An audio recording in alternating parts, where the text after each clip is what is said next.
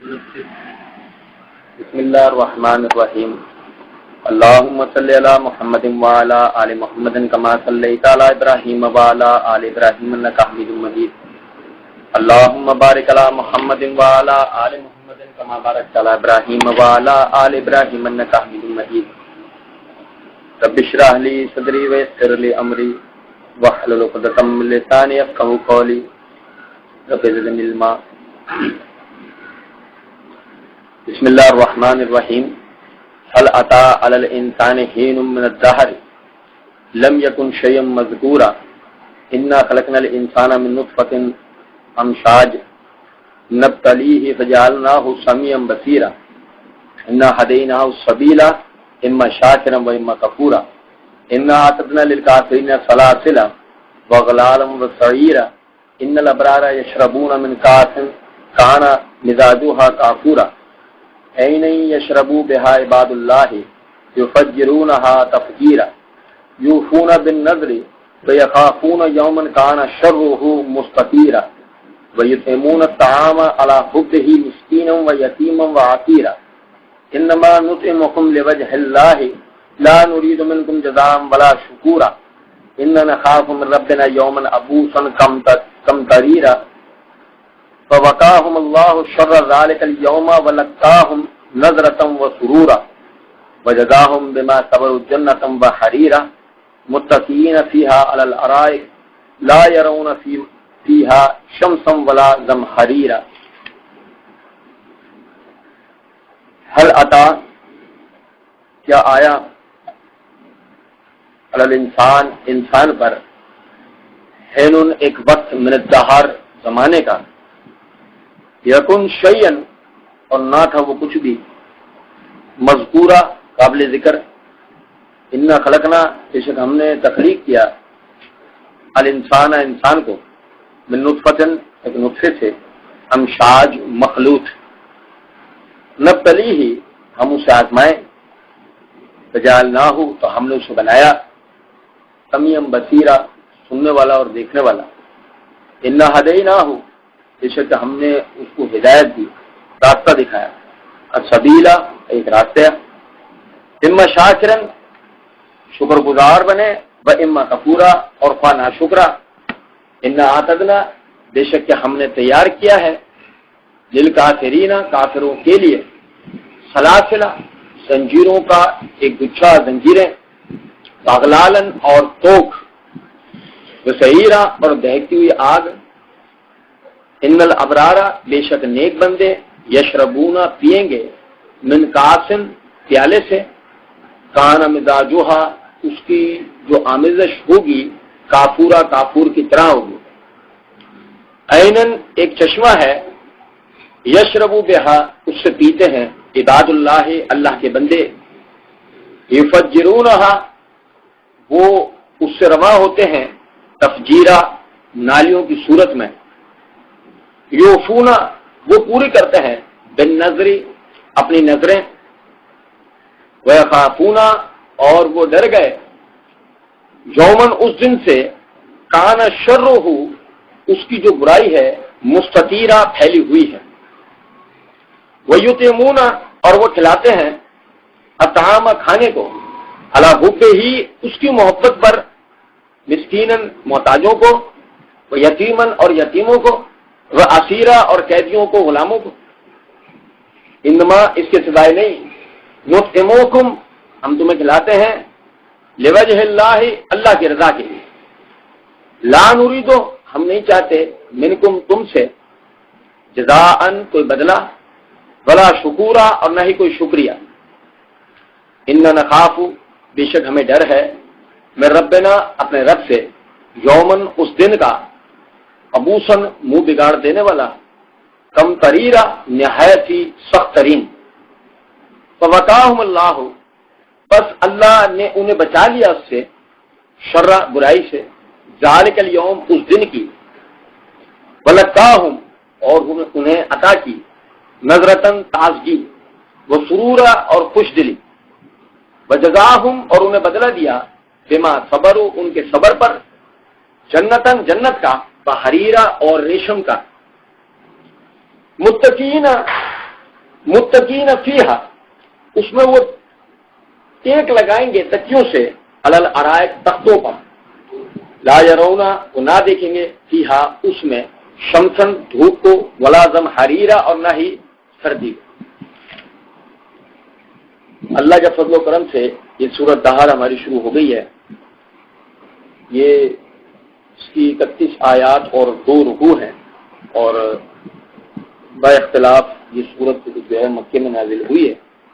बाइख्तिलाफ से मेरी मुराद ये है कि जितने मुतकद्दिमीन मुफस्सिरीन हैं, ज़्यादातर वो यही कहते हैं कि ये सूरत जो है वो मक्की है, लेकिन बाज़ मुतकद्दिमीन और एक बहुत बड़ी तादाद मुताखिरीन की वो ये कहती है कि नहीं, ये मदनी सूरत है। बहरहाल सूरत का जब गहरा मुताला करते हैं तो उससे ये बात पता लगती है कि ये सूरत जो है मक्की ही है, और खुसूसन इसकी सबसे बड़ी दलील यह है कि पिछली सूरत के साथ इस सूरत का लिखा जाना और पिछली सूरत से इसके मज़ामीन का मिलना ये साबित करता है कि ये सूरत भी मक्के में उतरी है। बहरहाल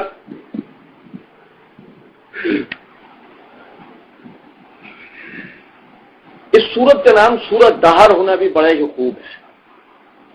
जहां कुरान की फसाहत और बलागत, उसके एजाज और उसकी शान के ऊपर 20 दलाइल है, वहां एक दलील ये भी है इस सूरत का नाम सूरत दहर।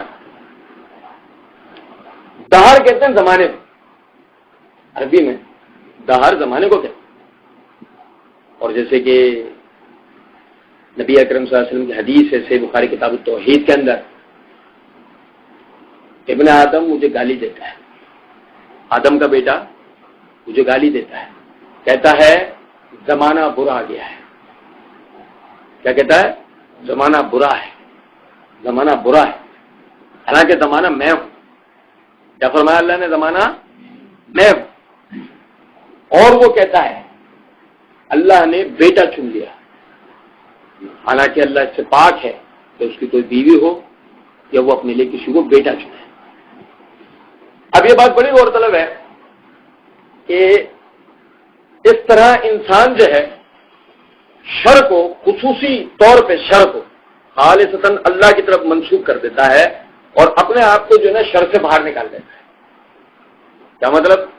यानी वो ये कहता है, वो इसमें 2 तबके हैं। एक तबका जो इस बात का कायल है कि हालात अल्लाह के कंट्रोल में, जो चाहे वो लेके आए, तो उस सूरत में तमाम किस्म के नुकसानदेह जो हालात होते हैं वो किसकी तरफ मंसूब कर देता है? अल्लाह की तरफ। हालांकि अल्लाह ताला ने कुरान में 20 मकामात पर ये बात फरमाई है कि जो कुछ भी बुराई तुम्हें आके लगती है, तुम्हारे अपने अमाल का जो है वो पेश करना है, सिला है, अजर है, बदला है। पहली बात तो ये है। दूसरी बात ये है कि आपको ये बात पता है कि यानी दुनिया के अंदर हर जमाने एक बड़े पैमाने पे मजहब परस्त लोग रहे। मजहब के मुनकिर, बात समझिएगा, गहरी बात है। यानी दुनिया के अंदर हर जमाने में मजहब परस्त लोगों की अक्सरियत रही है। वो लोग जो मुनकर मजहब है, किसी मजहब का कायल नहीं है, अल्लाह के भी मुनकर हैं, अल्लाह के भी इनकारी हैं, अल्लाह को भी नहीं मानते, हमेशा इनकी तादाद कम रही है।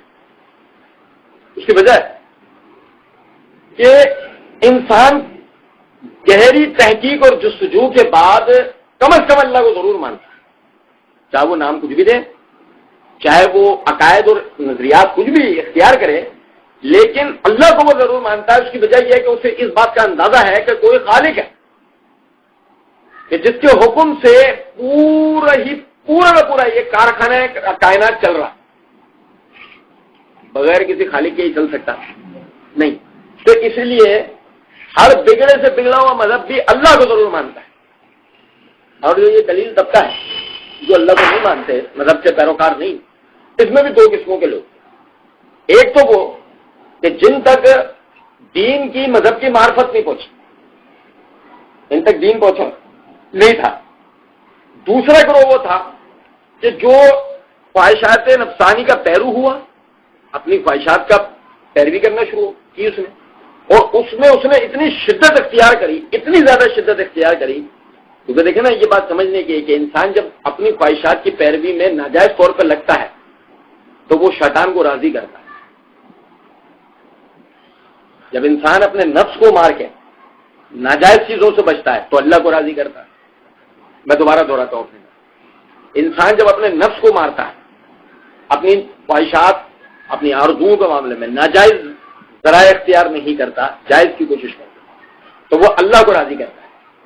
اور جب انسان اپنی ضروریات کی کوششوں میں ناجائز کے پیچھے لگ جاتا ہے تو پھر وہ شیطان کو خوش کرتا ہے اپنے سے، اور شیطان اس کو مزید دورے ڈالنا شروع ہو جاتا ہے.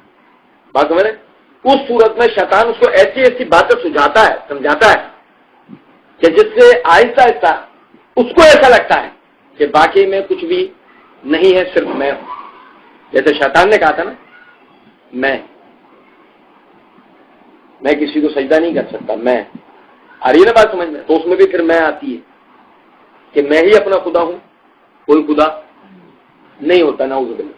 ٹھیک، اس لیے اللہ رب العزت نے اس صورت میں خصوصی طور پہ ان کا رد کیا ہے. اس صورت میں ہمیں سب سے زیادہ اللہ تعالیٰ نے ایک ان کا رد کیا ہے اس قسم کے لوگوں کا، اور دوسرا تقدیر کا بیان کیا. عقیدہ تقدیر کے معاملے میں بڑی پیاری آیت ہے اس صورت میں موجود، اور بھی دیگر مسائل انشاءاللہ پڑھیں گے. اللہ نے فرمایا حل اتی علی الانسان حین من الدہر، کیا انسان کے اوپر وہ زمانہ نہیں آیا یکن شیئا مذکورا، وہ کوئی قابل ذکر چیز نہ تھا. نہیں سمجھے نا؟ کیا انسان پر کوئی ایسا زمانہ کبھی نہیں گزرا کہ جبکہ اس کا کوئی وجود، لیکن انسانیت تھی. نہیں سمجھے گا؟ انسانیت تو تھی، لیکن وہ جو اللہ کا انکار کر رہا ہے اس کا اپنا وجود تھا. جو یہ کہہ رہا ہے میں اپنا خدا خود ہوں، اس کا اپنا وجود نہیں تھا. اس کا اپنا وجود کس نے تخلیق کیا؟ آئی نہیں سمجھ. اس کا ایک آدمی کا اپنا ذاتی وجود تھا نا، ایک ذاتی وجود ہے اس کا. میرا ایک وجود ہے، میری تخلیق سے پہلے میں تخلیق ہو گیا. مان لیتے ہیں کہ میں تخلیق ہوا، اب میں تخلیق ہونے کے بعد کہوں گا نا کہ میں اپنا خدا خود ہوں. تو اس سے پہلے مجھے کس نے تخلیق کیا؟ کس نے؟ سمجھ رہے ہو بات کو یا نہیں؟ تو اس لیے اللہ نے فرمایا کہ کیا انسان پر وہ زمانہ نہیں گزرا جبکہ وہ خود کچھ نہیں تھا لیکن انسانیت موجود تھی. چلے چھوڑیں، پھر انسانیت کو اول انسان کو لیتے ہیں. اول انسان کو، کہ جب اول انسان خلق ہوا، اول انسان چاہے ایسے بھی مانے کہ وہ کسی بندر کے اولاد تھا، نعوذ باللہ، تھوڑی دیر کے لیے ہم سمجھ لیں کہ وہ کسی بندر کے اولاد تھا، آدم علیہ السلام کا کوئی وجود دنیا میں نہیں گزرا جیسے کہ یہ لوگ کہتے ہیں. اگر یہ بھی تسلیم کیا جائے کہ وہ ایک بندر کے اولاد تھا، اس صورت کے اندر وہ تمام مخلوقات جو ایولوٹ ہوتے ہوئے، ایوولوشن ان کا ارتقا ہوتے ہوتے وہ انسان بنا ہے، یہ کیسے ہے؟ یہ سمجھے بات؟ یہ کیسے ہے؟ یہ ساری مخلوقات کیسے ہیں؟ انسان کی تخلیق سے پہلے جی مخلوقات کا وجود دنیا کے اندر ملتا ہے. انسان کی دنیا میں بود و باش سے پہلے یہاں مخلوقات موجود تھیں، اس کے ثبوت ملتے ہیں. تو وہ ثبوت کا وہ کیسے آ گئے؟ اب یا تو یہ انسان مان لے کہ انسان کی تخلیق کے پیچھے ان کا ہاتھ تو نہیں ہے، ان کا ہاتھ، ان مخلوقات، انہوں نے تو تخلیق نہیں کیا. سوال آخرکار گھوم کے پھر انہی مخلوقات پر جائے گا، کیونکہ اس کی وجہ یہ ہے کہ زمین پر رہ کر اگر مخلوق کو خلق کرنی ہے تو جو ہم خود یہ بات کہتے ہیں کہ خلا کے اندر کچھ سیارے ایسے ہیں کہ جہاں پر مخلوقات موجود ہیں، پھر انہیں کس نے خلق کیا؟ جن کو ہم عام طور پہ کہتے ہیں ایلینز، ایلینز کہتے ہیں خلا مخلوق. پھر سوال یہ پیدا ہوتا ہے کہ اگر زمین پر رہ کر مخلوق سے مخلوق تو پیدا ہو گئی، مخلوق نے مخلوق کو تو پیدا کر لیا، لیکن پھر جو خلا کے اندر جو مخلوقات موجود ہیں انہیں کس نے خلق کیا؟ آخرکار وہی سوال وہیں کا وہیں کھڑا ہے. اسی لیے اللہ نے فرمایا کہ سب سے پہلے انسان اپنی طرف دیکھ لے، اپنی طرف، کہ اپنی تخلیق سے پہلے یہ جو زمانہ ابھی اس پر گزرتا ہے وہ اسے چھوڑے، وہ زمانے کو یاد کرے جب وہ کچھ تھا، جب وہ کچھ بھی نہیں تھا. اور انسان سب سے زیادہ نقصان میں کہاں ہے؟ سورہ اثر پڑھیں گے نا، وہاں انشاءاللہ تفصیلی بیان ہوگا. اللہ نے فرمایا کہ انسان تو بہت زیادہ نقصان میں ہے، انسان تو بہت زیادہ نقصان میں ہے. اور اگر انسان غور کرے نا